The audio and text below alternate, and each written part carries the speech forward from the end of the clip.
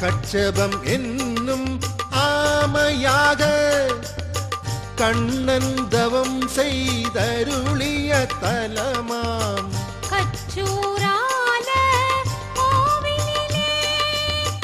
சுந்தரக்காக விருந்துணவளித்த அற்புத அஞ்சன விழியுமையாள்